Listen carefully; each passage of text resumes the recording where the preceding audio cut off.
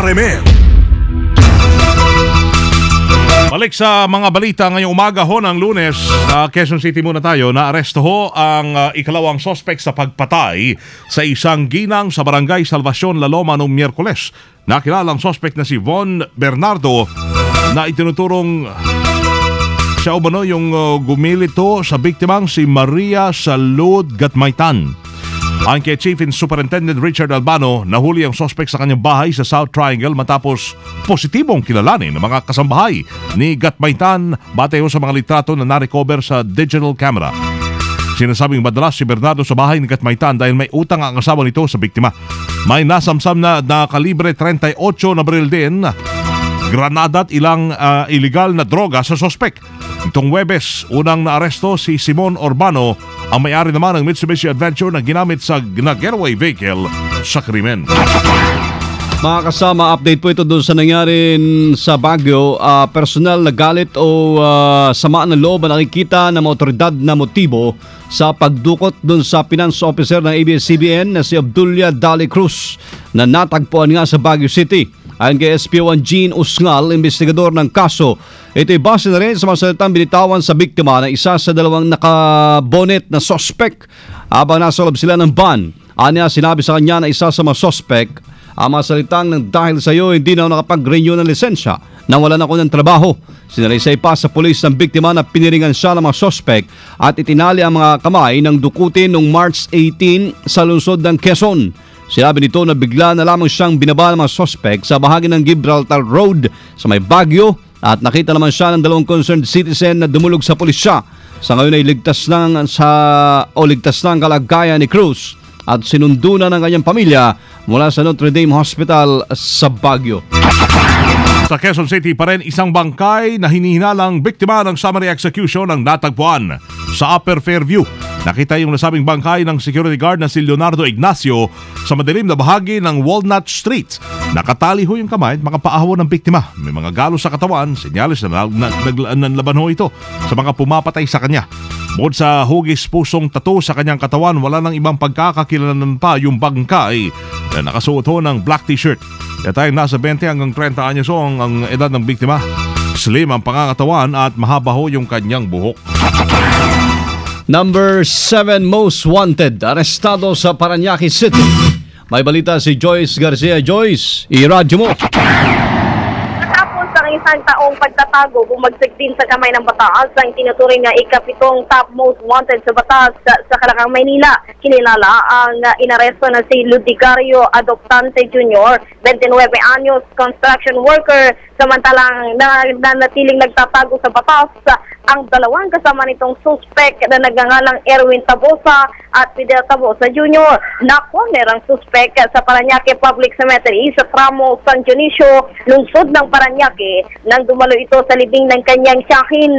Kaya agad kumilos ang pulis, dala ang mandamiento de aresto sa kasong murder. Nauna dito, itinuturing na mga suspect at nagsuspek ang nahuli matapos pagtulungan di umanong saksakin si PO3 Arnel Napuli na dahilan ng dagli ang kamatay nitong nagdaang taon. Balita para sa DZXL 558. Ako si Joy Garcia, ang bagong kasama mo sa Top RMN. Dalawaw patay, isa sugatan sa pamamaril sa Batangas. May report si Jamie Lee de Castro ng RMN Southern Tagalog. Jamie Lee, iradyo mo.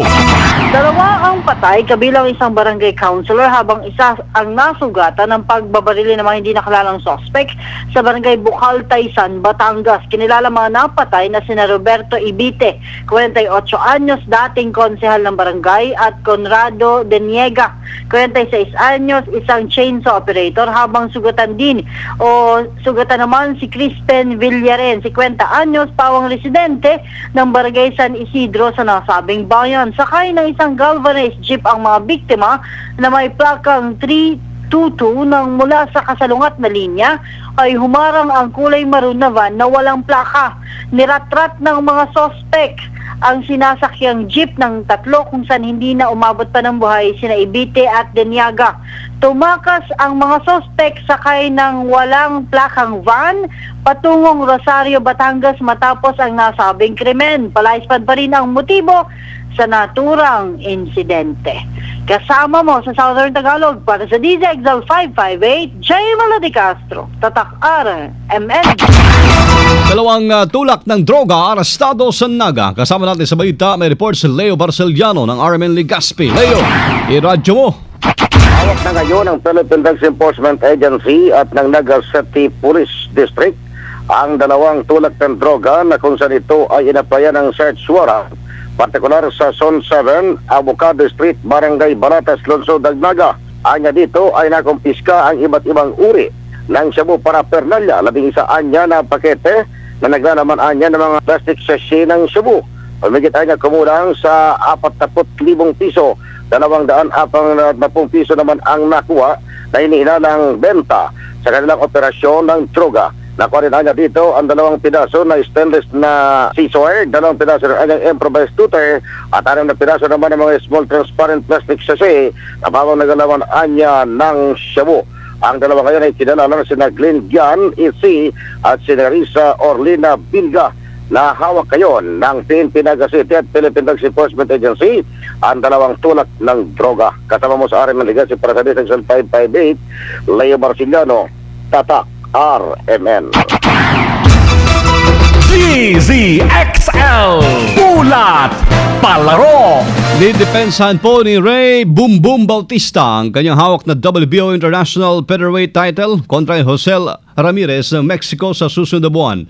Ang Gala Promotions President at CEO Michael Aldeguer magaganap na sa laban ni Boom Boom sa main event ng Pinoy Pride 19 Mexican Invasion sa April 20 sa University of Southeastern Philippines Gym sa Davao. Makakaharap naman sa 10-round sporting bout sina OPBF Flyweight Champion Rocky The Road Warrior Fuentes, si Juan Loquito Canton ng Mexico. Matatandaan po na ang huling laban ni Bautista ay kontra kay Daniel Diaz na ginanap sa Manila 5 buwan na ang nakaraan kung saan nanalo siya via split decision. Sarap yun Canton. Canton. Tapos may pandesal, mainit. Di ba? Ayos. Pansit Canton. DZXL Showbiz Balita. Eto na siya. Sa ating show, siyempre si Loli, andyan pa rin. Andyan pa rin. Nagtitika. Tika ba? Oo. Nagtitika. Nagdinilay-nilay. Nilay. Ng mga ginawang kasalanan. Lahat sige, tapos natin magpa-kanton kanina umaga. Loli! Hello, ang lupit nyo naman. Hello, everybody and everywhere. Diretso na ako. It's me, Loli. Hi. Holy ngayon, holy. Let's be holy, Loli. Holy Monday. Oh, itong yung aking isloli for today. About Heart Evangelista Pasay, Pasig City. Ano ba yung Pasay Evangelista? Hindi.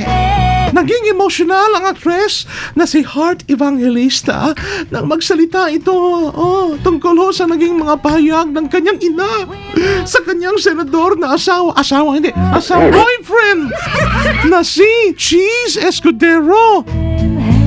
Yung mga kaldero niya may laman pa. Sa panayam nito sa Kapuso program na Hot TV. ATV.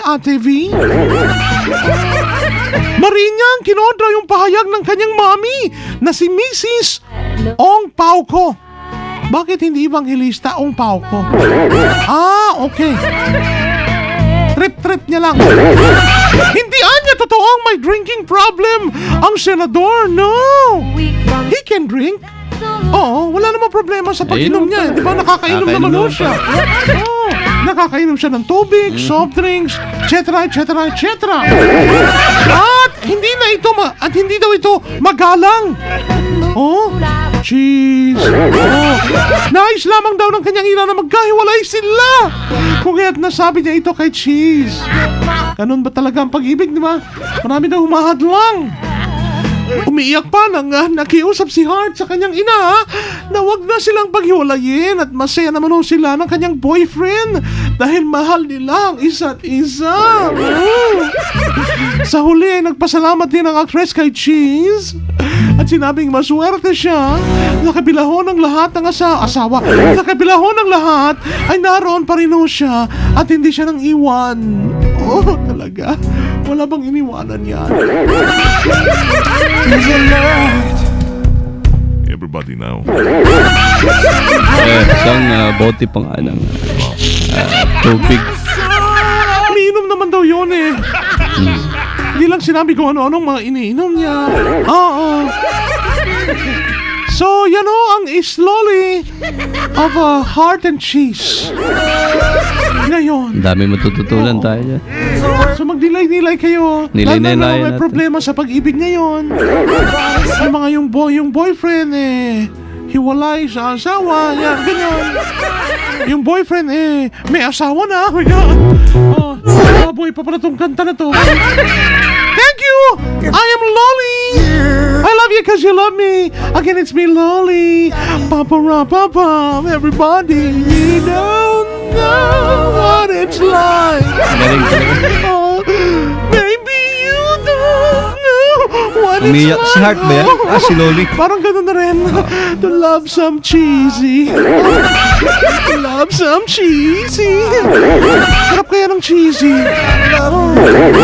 Sige na. Goodbye na. Bye-bye. So cheesy. Hindi gasgas, hindi umatras, medyo madulas. Ito ang Balitang Panghimagas. Ito na ho ating Panghimagas Beauty.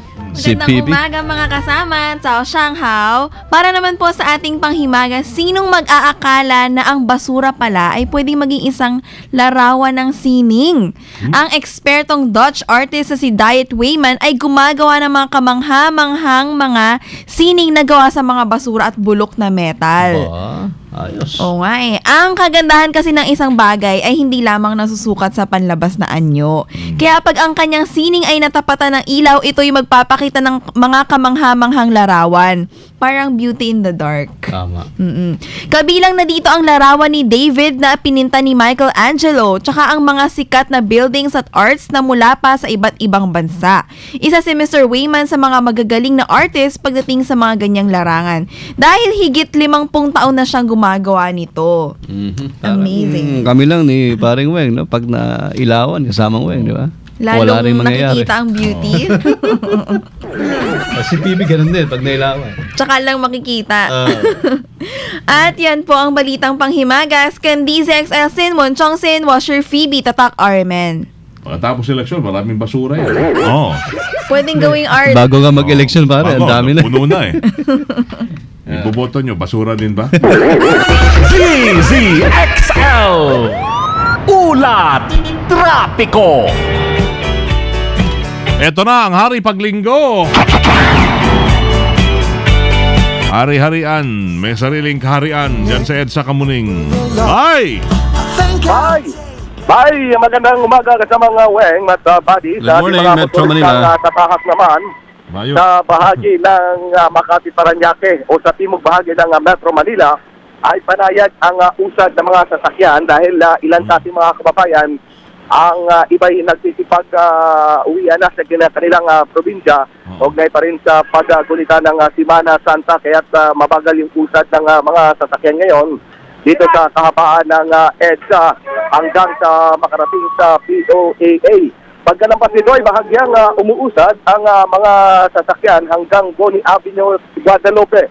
Sa kabilang linya, patungo naman sa bahagi ng monumento, tuloy-tuloy ang usad ng mga sasakyan. Bahagyan ng mga buwabagal pagdating dito sa harapan ng mga bus terminal bago mag-Mega Q-Mart dahil may maraming mga kababayan natin ang nagsisipagluwas na sa kanilang mga probinsya.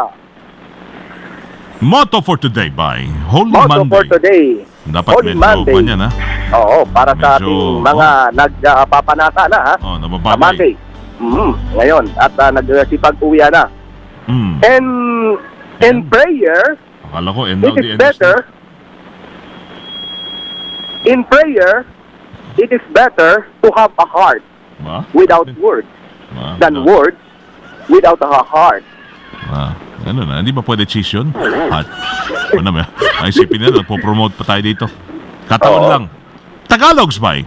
Tagalog, kasama mga Weng at Buddy, sa panalangin, mas mabuti na mayroong kang puso kahit walang salita, kaysa namang salita ka ng salita, subalit wala ka namang puso o pagmamahal. Amen. Thank you, brother. Thank you, brother. Napakaganda nun. Ngayon ko lang mas napagtanto, nagustuhan. Salamat, Bay. Salamat, Weng. Kasama mo sa kahabaan. Pakabait ka. Magpapakabe. Kasama mo sa kahabaan ng EDSA Kamuning. Silvestre Lala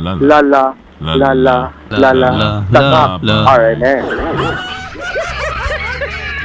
Yan. Diretso mga naglablab na mga balita hong Tatak Armen ang inyong napakinggan ngayong Lunes Santo. Opo. Dito lamang yan sa DZXL 558. Ngayon pong umaga ito ng Lunes, March 25, 2013. Praise. Kasama nyo sa serbisyo publiko in the city of Zambo, Eliceles Primo Hermano, Weng de la Peña. From the province of Occidental Mindoro, mabuhay, ako si Buddy Obera.